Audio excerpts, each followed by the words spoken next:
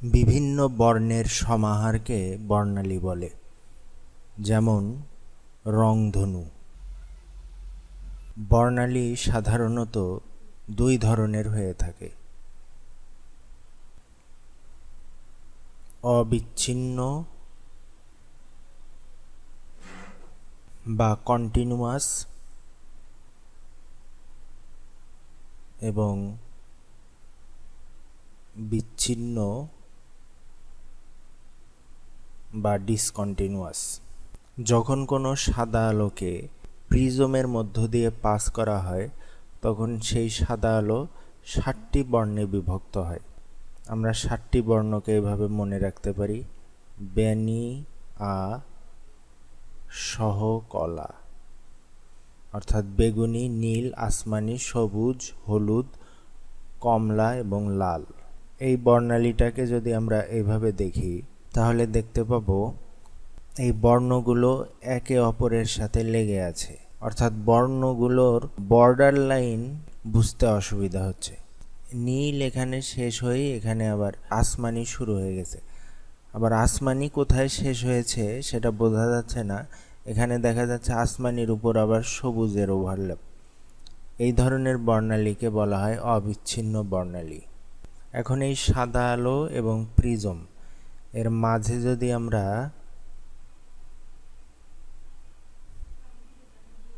Cold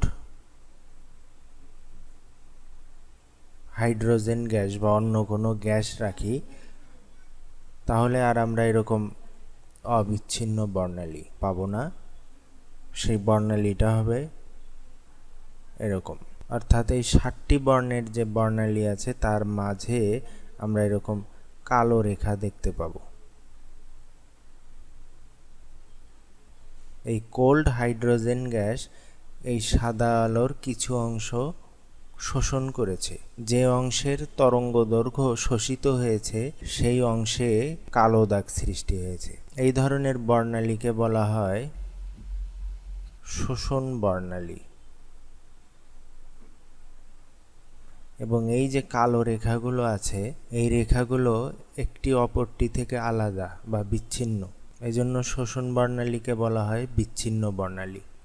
পরমাণুর মধ্যকার electron সমূহ যদি শক্তি শোষণ করে নিম্ন শক্তি স্তর থেকে উচ্চ শক্তি স্তরে যায়, আর এই শক্তির শোষণের ফলে শোষণ বর্ণালীর সৃষ্টি হয়। এখন যদি আমরা এই এক্সপেরিমেন্টটা এইভাবে করি, সাদা আলো এবং প্রিজমের মাঝে যদি আমরা হট হাইড্রোজেন গ্যাস বা অন্য কোনো উত্তপ্ত গ্যাস দেই, সেক্ষেত্রেও আমরা আর কন্টিনিউয়াস বা অবিচ্ছিন্ন বর্ণালী পাবো না। সেক্ষেত্রে বর্ণালী হবে এরকম। এর আগে আমরা শোষণ বর্ণালীতে যেসব স্থানে কালো রেখা পেয়েছি সেই স্থানগুলোতে রঙিন রেখা পাওয়া যাবে। এই বর্ণালী সৃষ্টি হয় পরমাণুর অভ্যন্তরে যে ইলেকট্রনগুলো আছে সেই ইলেকট্রন শক্তি শোষণ করে নিম্ন শক্তি স্তর থেকে উচ্চ শক্তি স্তরে যায়। এই উচ্চ শক্তি স্তর থেকে যখন আবার ফিরে আসে, তখন শক্তি বিকিরণ করে। বিকিরিত শক্তিকেই আমরা এইসব উজ্জ্বল রেখা হিসাবে দেখতে পাই। যেহেতু শক্তির বিকিরণের ফলে এই বর্ণালী সৃষ্টি হয়, এই জন্য এই বর্ণালীর নাম হলো বিকিরণ বর্ণালী। এটিও বিচ্ছিন্ন বর্ণালী, কারণ আমরা রেখাগুলো দেখতে পাচ্ছি একে অপর থেকে আলাদা। এবার আমরা দেখব হাইড্রোজেন গ্যাস থেকে কিভাবে বিকিরণ বর্ণালী উৎপন্ন হয়, এর ভিতরের কেমিস্ট্রিটা কি, অর্থাৎ যখন শক্তি শোষণ বা বিকিরণ করে তখন এর অভ্যন্তরের ইলেকট্রনগুলোর কি পরিবর্তন ঘটে। উত্তপ্ত হাইড্রোজেন গ্যাস বা হাইড্রোজেন গ্যাসকে যদি আমরা কোনো ক্ষরণ নলে নিয়ে সেখানে যদি উচ্চ বিভব প্রয়োগ করি, তাহলে সেখান থেকে যে রশ্মিগুলো নির্গত হয় সেগুলোকে যদি আমরা একটি প্রিজমের মধ্য দিয়ে পাস করি, তাহলে আমরা 4টি দৃশ্যমান বর্ণ দেখতে পাই: লাল, সবুজ, নীল এবং বেগুনি। এই চারটি রেখাকে একত্রে আবিষ্কারকের নামানুসারে বামার সিরিজ বলে। এই বামার সিরিজ দৃশ্যমান আলো বা ইলেকট্রোম্যাগনেটিক রেডিয়েশন দিয়ে তৈরি, এজন্য এই রেখাগুলো আমরা দেখতে পাই। পরবর্তীতে হাইড্রোজেন বর্ণালীতে আরও কিছু সিরিজ আবিষ্কৃত হয় যেগুলো দৃশ্যমান না, ডিটেক্টর দিয়ে শনাক্ত করতে হয়, খালি চোখে দেখা যায় না। যেমন লাইমেন সিরিজ, এটা ইউভি রশ্মি দ্বারা তৈরি হয়, আবিষ্কারকের নাম অনুসারে এটার নাম লাইমেন। এভাবে প্যাস্টেন, ব্রাকেট এবং ফান্ড সিরিজও পাওয়া যায়, এরা আইআর রশ্মি দ্বারা তৈরি। প্যাস্টেন, ব্রাকেট, ফান্ড এগুলো বিজ্ঞানীর নাম, এনারা এই সিরিজগুলো আবিষ্কার করেছেন, এই জন্য তাদের নামানুসারে এদেরকে বলা হয় প্যাস্টেন, ব্রাকেট এবং ফান্ড। এখন আমরা দেখব এই সিরিজগুলো কিভাবে তৈরি হয়। আমরা জানি একটি পরমাণুতে অসংখ্য শক্তি স্তর থাকে এবং ইলেকট্রন যখন শক্তি শোষণ করে তখন নিম্ন শক্তি স্তর থেকে উচ্চ শক্তি স্তরে গমন করে, এবং যখন শক্তি বিকিরণ করে তখন উচ্চ শক্তি স্তর থেকে নিম্ন শক্তি স্তরে গমন করে। শক্তির এই শোষণ এবং বিকিরণের ফলেই পারমাণবিক শোষণ এবং বিকিরণ বর্ণালীর সৃষ্টি হয়। পারমাণবিক শোষণ এবং বিকিরণ বর্ণালী মূলত সৃষ্টি হয় বহিস্তরের ইলেকট্রনের শক্তি শোষণ এবং বিকিরণের দ্বারা। যখন ক্ষরণ নলে বা ডিসচার্জ টিউবে হাইড্রোজেন গ্যাসের মধ্যে উচ্চ বিভব প্রয়োগ করা হয়, তখন হাইড্রোজেনের সর্ববহিস্থ স্তরের ইলেকট্রন শক্তি শোষণ করে নিম্ন শক্তি স্তর থেকে উচ্চ শক্তি স্তরে গমন করে। পরবর্তীতে এই ইলেকট্রনগুলো শক্তি বিকিরণ করে নিম্ন শক্তি স্তরে ফিরে আসে, আর এই বিকিরিত শক্তি আমরা বর্ণালী হিসাবে দেখতে পাই। ইলেকট্রন যদি 2 নম্বর শক্তি স্তর থেকে 1 নম্বর শক্তি স্তরে ফিরে আসে তাহলে আমরা বর্ণালীতে রেখা পাই। এইভাবে 3 নম্বর শক্তি স্তর থেকেও যদি 1 নম্বরে ফিরে আসে তখনও এক ধরনের বর্ণালী রেখা তৈরি হয়। আবার 4 নম্বর শক্তি স্তর থেকে যদি আবার 1 নম্বর শক্তি স্তরে ফিরে আসে তখনও আমরা এক ধরনের বর্ণালী রেখা পাই। এই সিরিজটাকে বলা হয় লাইম্যান সিরিজ। লাইম্যান সিরিজ তৈরি হয় যে কোনো শক্তি স্তর থেকে ইলেকট্রন যদি 1 নম্বর শক্তি স্তরে ফিরে আসে তখন আমরা লাইম্যান সিরিজ পাবো। 1 নম্বরে আসলেই লাইম্যান সিরিজ উৎপন্ন হবে, সেটা যে কোনো শক্তি স্তর হোক, 2, 3, 4, 5, 6, 7, যে কোনো শক্তি স্তর থেকে 1 নম্বর শক্তি স্তরে ফিরে আসলেই আমরা লাইম্যান সিরিজ পাব। লাইম্যান সিরিজে যে বর্ণালী রেখাগুলো পাওয়া যায় এদের তরঙ্গ দৈর্ঘ্য ইউভি রশ্মির তরঙ্গ দৈর্ঘ্যের মতো, অর্থাৎ লাইম্যান সিরিজ ইউভি অঞ্চলে বা ইউভি রশ্মি দ্বারা গঠিত। আবার ইলেকট্রন যদি 3 নম্বর শক্তি স্তর থেকে 2 নম্বর শক্তি স্তরে ফিরে আসে তাহলে আমরা লাল বর্ণের রেখা পাই, এগুলো খালি চোখেই দেখা যায় যেহেতু দৃশ্যমান। আবার 4 থেকে 2 আসলে পাই সবুজ রেখা, 5 থেকে আসলে নীল, এবং 6 থেকে 2 আসলে বেগুনি রেখা পাওয়া যায়। এই সিরিজটাকে বলা হয় বামার সিরিজ। যে কোনো শক্তি স্তর থেকে, যে কোনো উচ্চ শক্তি স্তর থেকে ইলেকট্রন যদি 2 নম্বর শক্তি স্তরে আসে তাহলে আমরা বামার সিরিজ পাব। আর বামার সিরিজ গঠিত হয় ভিজিবল অঞ্চলে বা দৃশ্যমান অঞ্চলে। 4 নম্বর শক্তি স্তর থেকে ইলেকট্রন যদি 3-এ আসে বা 5 থেকে 3-এ আসে বা 6 থেকে 3-এ আসে, অর্থাৎ যে কোনো শক্তি স্তর থেকে ইলেকট্রন 3 নম্বর শক্তি স্তরে আসলে আমরা যে সিরিজটা পাবো সেটার নাম হলো প্যাসচেন।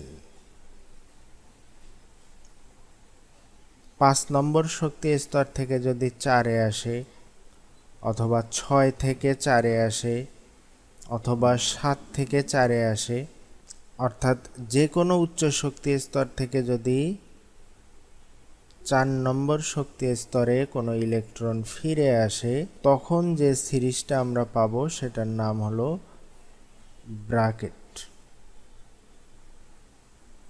6 নম্বর থেকে যদি 5-এ আসে, 7 নম্বর শক্তি স্তর থেকে যদি 5-এ আসে, অর্থাৎ 5 নম্বরে আসলেই আমরা যে সিরিজটা পাবো সেটার নাম হলো ফান্ড ব্র্যাকেট প্যাসচেন। এই 3টি সিরিজই আইআর বা ইনফ্রারেড বা অবলোহিত অঞ্চলে তৈরি হয়। এখন প্রশ্ন হলো, হাইড্রোজেন পরমাণুতে একটি মাত্র ইলেকট্রন থাকলেও ওই ইলেকট্রনের জন্য বর্ণালীতে অনেকগুলো রেখা পাওয়া যায় কেন? 1 নম্বর কেস, যদি হাইড্রোজেন পরমাণুতে একটি মাত্র কক্ষপথ থাকতো, তাহলে আমরা কোনো বর্ণালী রেখাই পেতাম না, কারণ এই ইলেকট্রনের শক্তি শোষণ করে কোনো শক্তি স্তরে যাওয়ার সুযোগ নেই, সুতরাং আমরা কোনো বর্ণালী রেখা পেতাম না। 2 নম্বর, যদি এমন হতো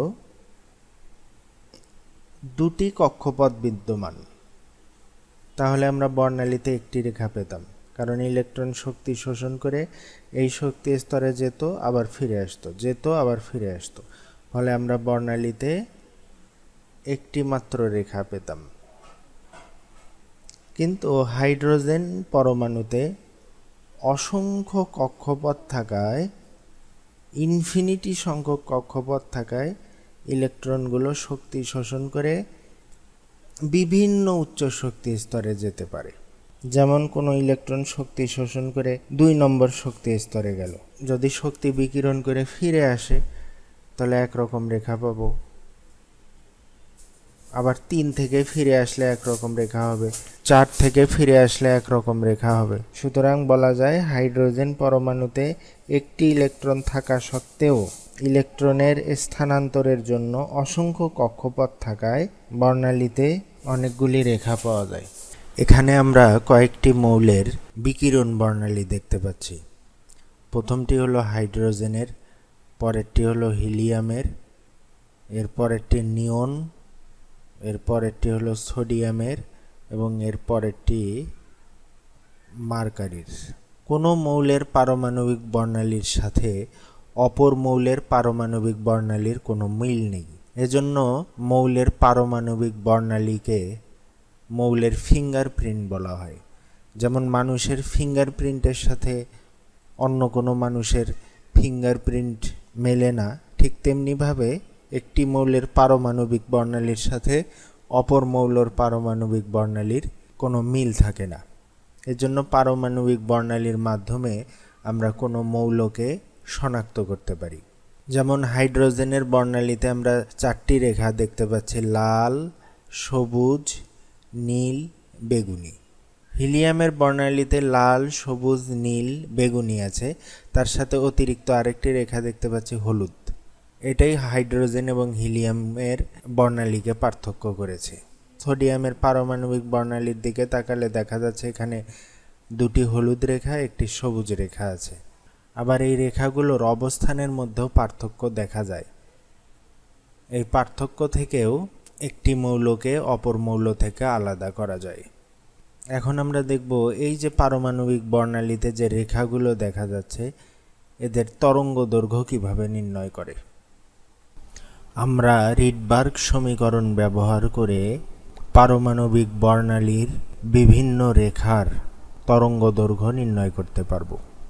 এটি হলো রিডবার্গ সমীকরণ, যেখানে ল্যামডা হলো তরঙ্গ দৈর্ঘ্য আর এইচ হলো রিডবার্গ ধ্রুবক, যার মান 1.097 × 10⁻⁷ পার মিটার। অঙ্ক করার ক্ষেত্রে আমরা এই মানটি ব্যবহার করব। N1 সমান নিম্ন শক্তি স্তর এবং N2 সমান উচ্চ শক্তি স্তর। অর্থাৎ যদি কোনো বর্ণালী রেখা এইভাবে সৃষ্টি হয় যে একটি ইলেকট্রন 5 থেকে 3-তে আসলো, 5 থেকে 3-তে আসার ফলে আমরা একটি বর্ণালী রেখা পেলাম। তাহলে ওই রেখার তরঙ্গ দৈর্ঘ্য নির্ণয় করার ক্ষেত্রে 5 এটা হবে n2, 3 এটা হবে n1।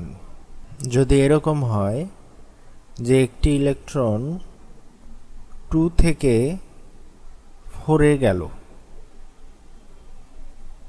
এর ফলে সে যে শক্তি শোষণ করলো সেই শোষিত শক্তির তরঙ্গ দৈর্ঘ্য কত, এক্ষেত্রেও আমরা এই ফর্মুলা ব্যবহার করতে পারি। তখন n1 সমান নিম্ন শক্তি স্তর 2, n2 সমান উচ্চ শক্তি স্তর 4। রিডবার্গের এই সমীকরণটা হাইড্রোজেন বর্ণালীর ক্ষেত্রে প্রযোজ্য। আমরা যদি অন্য কোনো মৌলের পরমাণুর ক্ষেত্রে এই সমীকরণটা ব্যবহার করতে চাই, তাহলে আমাদেরকে এখানে একটু পরিবর্তন করতে হবে। 1/λ সমান এখানে পারমাণবিক সংখ্যা গুণ করতে হবে, z² r is 1 n1 square minus 1/n2 square. এটা যে কোনো মৌলের ক্ষেত্রে প্রযোজ্য, আর এটা শুধুমাত্র হাইড্রোজেন পারমাণবিক বর্ণালীর ক্ষেত্রে প্রযোজ্য।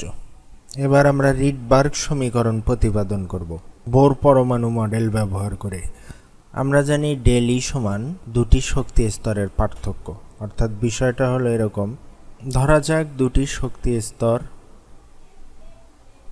E1 E2। একটি ইলেকট্রন যদি E1 থেকে E2-তে যেতে চায়, তাহলে তাকে শক্তি শোষণ করতে হবে এই যে দুই যে শক্তি স্তর আছে এদের শক্তির যে পার্থক্য সেই পরিমাণ শক্তি শোষণ করতে হবে। এখন এই শোষিত শক্তির পরিমাণ সমান আবার এইচ নিউ লেখা যায়, যেখানে এইচ সমান প্লাঙ্কের ধ্রুবক এবং নিউ সমান শোষিত শক্তির কম্পাঙ্ক। আবার বিকিরণের ক্ষেত্রেও একই কথা। কোনো ইলেকট্রন যদি E2 থেকে E1-এ ফিরে আসে, তাহলে এই ডেল ই পরিমাণ শক্তি সে নির্গত করবে এবং ওই ডেল ই সমানও হবে এইচ নিউ, সেটাই এখানে লেখা হয়েছে। এখন এই শক্তির মান কত হবে এটা আমরা বোর পরমাণু মডেল থেকে জানি। যে কোনো কক্ষপথের শক্তির মান En সমান -2π² z² m e⁴ divided by n² h²।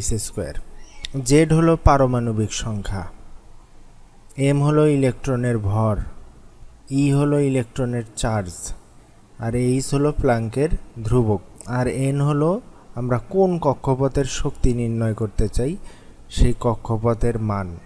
তাহলে আমরা যদি নিম্ন শক্তি স্তরের শক্তি বের করতে চাই, তাহলে E1 সমান হবে, আমরা ধরে নিলাম n1তম কক্ষপথের শক্তির মান E1, অর্থাৎ এই কক্ষপথের নাম আমরা দিলাম n1, এটাকে দিলাম n2। এখানে z সমান 1 ধরা হয়েছে, তার মানে আমরা এটা হাইড্রোজেনের জন্য বের করছি। উচ্চ শক্তি স্তরের শক্তি হবে n এর জায়গায় শুধু n2 বসিয়ে দিলেই হবে। এবার 1 নম্বর, 2 নম্বর এবং 3 নম্বর সমীকরণ থেকে আমরা পাই, অর্থাৎ E1 E2-র মান আমরা এই 1 নম্বর সমীকরণে বসালে পাই E1 এর মান এখানে নেগেটিভ, এই মাইনাস আর এই মাইনাস মিলে এখানে প্লাস হয়ে গেছে। এবার আমরা দেখি এখান থেকে কি কি কমন নেওয়া যায়। এই উপরের পুরোটাই কমন নেওয়া যায়, আর নিচে h² কমন নেওয়া যায়। কমন নিলাম, কমন নেওয়ার পর এখানে আছে প্লাস 1/n1², এটাকে আমরা আগে নিয়ে আসলাম আর মাইনাসটাকে পরে দিলাম। এরপর আমরা লিখতে পারি এই সমীকরণটা কিভাবে আসলো। আমরা জানি নিউ সমান c/λ, তাহলে ওই এইচ নিউ এর জায়গায় আমরা বসাতে পারি এইচ c/λ। এই নিউ সমান আমরা এখানে লিখতে পারি এইচ সি বাই ল্যামডা। 1/λ কে এখানে রেখে এইচ সিকে ডান পাশে নিয়ে আসলাম, তাহলে এইচ কিউব ইন্টু সি। এখানে আমরা দেখতে পাচ্ছি সবই ধ্রুবক। সি হলো এখানে আলোর বেগ, এখানে সবই ধ্রুবক। এই সবগুলো ধ্রুবকের মানকে বলা হয় রিডবার্গ ধ্রুবক, একে আর এইচ দ্বারা প্রকাশ করা হয়। এবার আমরা আর এইচ এর মান নির্ণয় করব। সিজিএস পদ্ধতিতে আর এইচ এর মান নির্ণয় করব। আর এইচ সমান এইটা 2π² me4h³ সি। এখানে এই ধ্রুবকগুলোর মান বসিয়ে দিলেই আর এইচ এর মান পাওয়া যাবে। এখানে পায়ের মান বসিয়ে দেওয়া হয়েছে, ইলেকট্রনের ভর সিজিএস পদ্ধতিতে এত গ্রাম, ইলেকট্রনের চার্জ সিজিএস পদ্ধতিতে ইএসইউ একক, প্লাঙ্কের ধ্রুবকের একক আর্গ সেকেন্ড এবং আলোর বেগের একক সেন্টিমিটার পার সেকেন্ড। এইটা ক্যালকুলেশন করলে আমরা আর এইচ এর মান পাই এইটা। আমি এখন এখানে একটু দেখাতে চাচ্ছি যে এই এককগুলো কিভাবে আসলো, এককগুলো কিভাবে ক্যালকুলেশনের পর এই পার সেন্টিমিটার আসে। আমি পাশে এককগুলো দেখাচ্ছি। এখানে ইলেকট্রনের ভর গ্রাম, গ্রাম দিলাম, ইন্টু ইএসইউ পাওয়ার 4, নিচে আছে আর্গ সেকেন্ড কিউব, তার সাথে আছে সেন্টিমিটার পার সেকেন্ড। এবার আমরা দেখি ইএসইউ সমান কি এবং আর্গ সমান কি। আমরা অলরেডি এই সূত্রটা জানি, এফ সমান Q1 Q2 দুটি চার্জের গুণফল এবং তাদের মধ্যবর্তী দূরত্বের বর্গের ব্যস্তানুপাতিক। এফ সমান আমরা জানি ma, Q1 Q2 r²। CGS পদ্ধতিতে এম এর একক গ্রাম, ত্বরণের একক সেন্টিমিটার পার সেকেন্ড স্কোয়ার। এটা সমান লেখা যায়, চার্জের একক হলো ইএসইউ স্কোয়ার, আর নিচে হলো সেন্টিমিটার স্কোয়ার, আর এর একক সেন্টিমিটার স্কোয়ার। তাহলে এখান থেকে আমরা ইএসইউ স্কোয়ার এটা সমান লিখতে পারি gram centimetre cube S inverse -2। এবার আমরা আর্কটা দেখি, ডাব্লিউ সমান এফএস বল গুণন সরণ, কাজের একক যদি আর্গ হয়, সিজিএস এককে আমরা এফ সমান এইটা লিখতে পারি, এর আগেই বের করলাম, gram centimetre per second square, সরণের একক সেন্টিমিটার। তাহলে আর্ক সমান আমরা লিখতে পারি gram centimetre square per second square. এবার আমরা এই মানগুলো এখানে বসিয়ে দিই, গ্রাম গুণন ইএসইউ স্কোয়ার সমান এই মান, তাহলে 4 সমান হবে এটার স্কোয়ার, গ্রাম centimetre cube S inverse 2 square. আমরা এখানে বের করছি ইএসইউ স্কোয়ার সমান এটা, তাহলে ইএসইউ 4 আছে, তার মানে ইএসইউ স্কোয়ারের যে মান সেটাকে স্কোয়ার করে দিলেই এই 4 এর মান পাওয়া যাবে। এবার আমরা আর্গের মান বসাই, গ্রাম centimetre square per second square into S cube গুণন সেন্টিমিটার পার সেকেন্ড। এবার যদি আমরা এগুলোকে ক্যালকুলেশন করি তাহলে পাবো গ্রাম স্কোয়ার গুণন গ্রাম, গ্রাম কিউব গুণন সেন্টিমিটার 6 গুণন সেকেন্ড -4, নিচে পাবো গ্রাম কিউব গুণন সেন্টিমিটার 6 গুণন এই সেকেন্ড আর এই সেকেন্ড, এখান থেকে আসে second minus cube into centimetre per second. Gram gram কেটে যায়, সেন্টিমিটার 6 সেন্টিমিটার 6 কেটে যায়, s-3 s-1 এর সাথে কেটে যায় s-4, তাহলে থাকে 1/সেন্টিমিটার বা পার সেন্টিমিটার। এটা আমরা নির্ণয় করলাম সিজিএস এককে। আরএইচ এর এক্সপেরিমেন্টাল ভ্যালু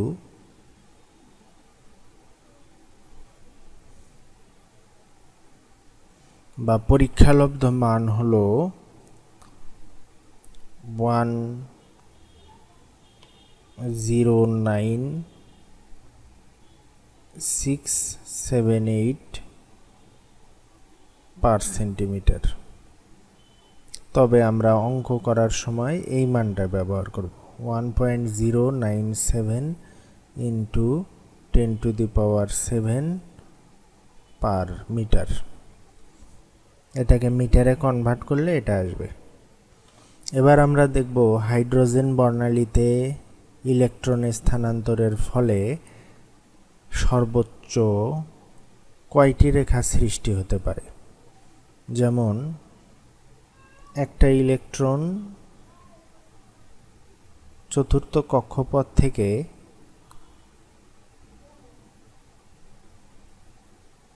এক নম্বর কক্ষপথে এলো, এর ফলে বর্ণালীতে সর্বোচ্চ কয়টি রেখা সৃষ্টি হতে পারে। 4 থেকে 1 এর মাঝে আরো দুটি কক্ষপথ আছে, 3, 2।